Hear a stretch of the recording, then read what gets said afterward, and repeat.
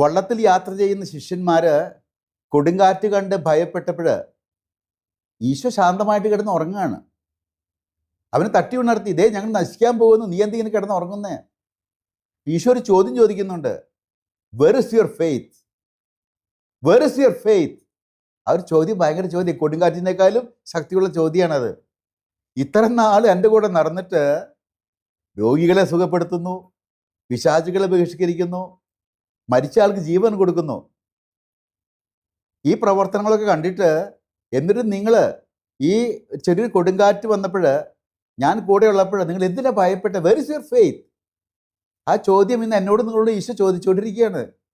ജീവിതത്തിൽ ചെറിയൊരു പ്രതിസന്ധി വരുമ്പോഴേക്കും നമ്മൾ ആകെ അപ്സെറ്റായി ഓടുകയാണ് അങ്ങോട്ടും ഇങ്ങോട്ടും വള്ളത്തിൽ കിടന്ന്. യേശു നമ്മുടെ കൂടെയുണ്ട്, നീ എന്തിന് ഭയപ്പെടുന്നു എന്ന് ചോദിക്കുന്നത്? നിനക്ക് വിശ്വാസമില്ലേ? എല്ലാത്തിൻ്റെയും മേൽ ശക്തിയുള്ള ഞാൻ നിങ്ങളോടൊപ്പം ഉള്ളപ്പോൾ നീ എന്തിന് ഭയപ്പെടണം, ആകുലപ്പെടണം? അങ്ങനെ ഈശോ കൊടുങ്കാറ്റിനെ ശാന്തമാക്കുന്നു. ഈ പ്രപഞ്ച സൃഷ്ടിയുടെ മേലൊക്കെ അധികാരമുള്ളവനാണ്, ആധിപത്യമുള്ളവനാണ് ഈശോ എന്നുള്ള തിരിച്ചറിവ് നമുക്കുണ്ടാകണം. പൂർണ്ണമായിട്ടും ദൈവത്തിൻ്റെ ശക്തിയിൽ ആശ്രയിച്ചുകൊണ്ട് ആകുലപ്പെടാതെ, ഉത്കണ്ഠ കൂടാതെ, ഭയപ്പെടാതെ ജീവിതത്തിൽ മുന്നോട്ട് പോകാനായിട്ട്, നമ്മുടെ ജീവിത നൗക മുന്നോട്ട് നയിക്കാനായിട്ട്, തുഴയാനായിട്ട് എനിക്ക് നിങ്ങൾക്കും സാധിക്കട്ടെ.